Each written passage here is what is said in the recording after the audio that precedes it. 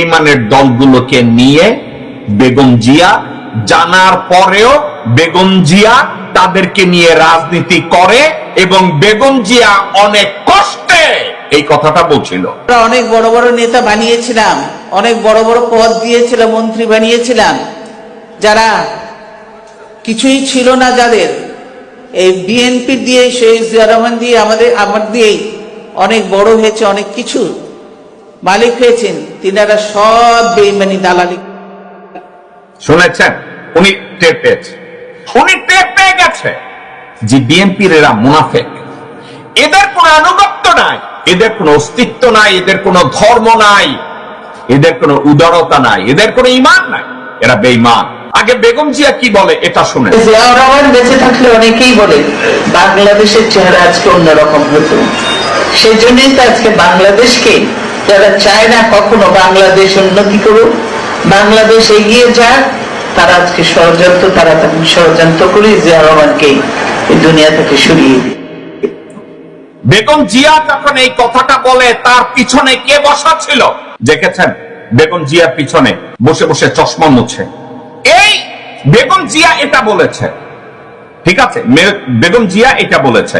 এখন দেখেন তার দলের মহাসচিব সে নিজে কি বলে, যে শহীদ হোসেন জিয়া রহমানের মৃত্যু যদি 1981 সালের মে মাসে না হয়ে যদি 2015 সালে হতো, তাহলে এই বাংলাদেশের ভাগ্যে কি করতো আমি জানি না, তবে সম্ভবত সেটা লাইবেরিয়া অথবা আফগানিস্তানের মতো একটা ব্যর্থ রাষ্ট্রে পরিণত হতো। সুন্দর না? মহাসুন্দর বিএনপির মহাসচিব, এবং এদেরকে দিয়ে তারেক রহমান দল চালাবে। তারেক রহমান বলছে দিল্লি নয়, পিন্ডি নয়। গত 54 বছরে পিন্ডি, রাওয়ালপিন্ডি এখন পাকিস্তানের রাজধানীও না, এখনো সে ওই ভারতের যে ন্যারেটিভ পিন্ডি, ওই ভারতের ন্যারেটিভ ধরে বাচাধন তারেক রহমান লন্ডনে বসে আছে। তারেক রহমান সাহেব, আপনার কি মনে নাই রাওয়ালপিন্ডি এখন আর রাওয়ালপিন্ডি না? পাকিস্তানের রাজধানী এখন ইসলামাবাদ। এখন আপনি পিন্ডি ধরে আছেন।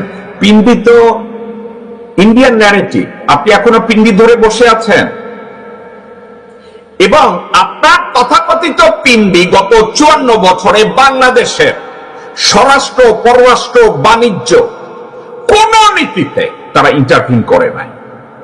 তারা তাদের কোন পলিসি বাংলাদেশের উপরে ইম্পোজ করে নাই। এখন আপনি পিন্ডির নাম নেন কেন? পিন্ডি তো গত 54 বছরে বাংলাদেশে কোনো কিছু করে নাই। গত 54 বছরে পিন্ডি করেছে এমন একটা উদাহরণ আপনাকে যদি কেউ দেয়, আপনি তো দিতে পারবেন না। তারেক রহমান, আপনি কেন লোকজনের সাথে ইন্টারভিউতে যান না আপনি জানেন? আপনার লেখাপড়া নাই। অনেকে বলে আপনি ম্যাচিউরড হয়েছেন, অনেকে বলে আপনি নাকি লন্ডনে বসে লেখাপড়া করেছেন। কি লেখাপড়া করেছেন? গত 54 বছরে পিন্ডি অর্থাৎ পাকিস্তান, পিন্ডি তো এখন নাই। পিন্ডি এখন তো পাকিস্তানের রাজধানীও না। পিন্ডিতে কোনো আইন প্রণয়ন হয় না, আইন প্রণয়ন হয় রাজধানীতে। তো আপনি এটা নিয়ে কি বলছেন? পিন্ডি নয়, দিল্লি নয়, আপনি পিন্ডিটাই আগে বললেন। যে পিন্ডি, যে পাকিস্তান গত 54 বছরে বাংলাদেশের কোন জায়গায় ইন্টারফেয়ার করে না, সে পিন্ডি নাকি? পিন্ডির কোন লোক আপনাকে এসে বলছে এইটা সেইটা আছে নাকি কোথাও? নাই তো। আপনি পিন্ডির নাম নিলেন কেন? ইন্ডিয়ান ন্যারেটিভ তৈরি করতে হবে, ইন্ডিয়ার দেয়া লাইনটা আপনাকে পড়তে হবে, দিল্লি নয়, পিন্ডি নয়। কে দিছে? মাহদি আমিন। আপনি কি ওই ইদানিং সালাউদ্দিন আর মাহদি আমিনের দেওয়া তত্ত্বের উপরে লাফাইতেছেন, নাকি স্পিচ রাইটার ওই বলদ এখনো আছে? দিল্লি নয়, পিন্ডি নয়। তারেক রহমান সাহেব, আপনাকে একটা কথা বলি, এই পৃথিবীতে টকার না, টকারদের লোকজন মনে রাখবে না। কাকে মনে রাখবে জানেন? ডুয়ার। আপনার সমস্যা কোথায় আপনি কি জানেন? আপনার দলের সবচেয়ে বড় সম্পদ বাংলাদেশের মানুষের ভালোবাসা এবং জনসমর্থন, তাও আপনার প্রতি না, আপনার মা এবং আপনার বাবার প্রতি, স্পেশালি আপনার বাবার প্রতি। এই জনগণ আপনার জন্য বুকের তাজা রক্ত ঢেলে দিতে তৈরি।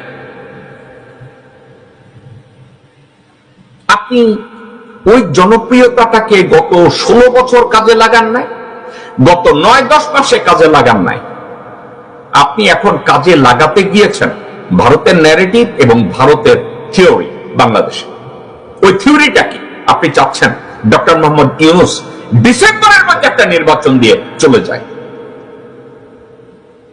আপনার মতো কপোদ্দকহীন একটা কাপুরুষ গত 16 বছরে এই বক্তব্য দিতে পারেন নাই। বাংলাদেশে আপনার মাকে নিয়ন্ত্রণ করছে যারা আওয়ামী লীগের হয়ে, আপনার মাকে যারা অসুস্থ বানিয়েছে আওয়ামী লীগের হয়ে, ভারতের হয়ে, আজকে ওই লোকগুলোর কাছে বশ্যতা স্বীকার করে তাদের নেতৃত্ব মেনে নিয়ে এখন তাদের দেওয়া ন্যারেটিভ আপনি ওখানে বসে দিচ্ছেন।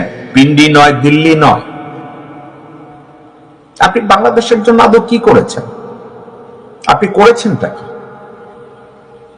আপনি আপনার বাবার সুসন্তান হিসাবে কি করেছেন?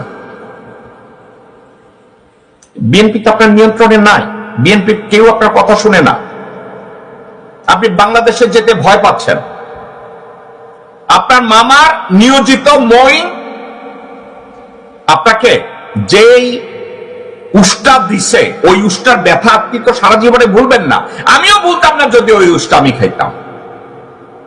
আজকে আপনি ইন্ডিয়ান ন্যারেটিভ শুরু করলেন, পিন্ডি নয়, দিল্লি নয়। কারণ পিন্ডি তো এখন বাংলাদেশে গত 54 বছরে কিছু করে নাই।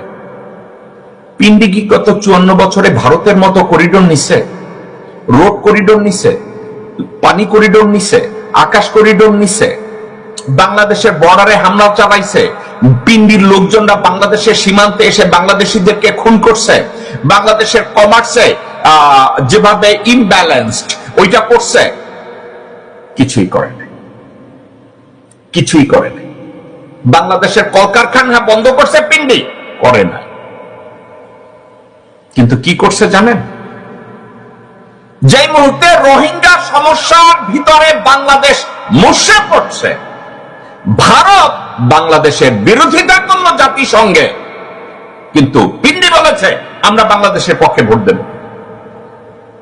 তারেক রহমান, ওইটা কি আপনাদের মনে করাই দেব নাকি মনে আছে?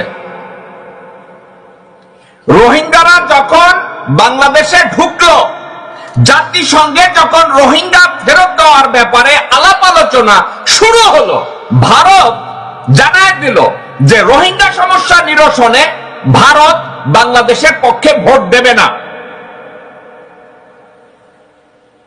কিন্তু আপনার ওই পিন্ডি বাংলাদেশের পক্ষে ভোট দিছে। তারেক রহমান সাহেব, এটা কি আপনি মনে আছে নাকি এগুলো নিয়ে পড়ালেখা করেন নাই? কেন করেন নাই? নাকি ওইখানে বসে বসে খালি আপনি তেল মারে, সানি তেল মারে, সায়েম তেল মারে, হুমায়ুন তেল মারে, যারা হাতে তেল আর ঘেটতে লইয়া যায় আপনি ওইটা পইটা যান?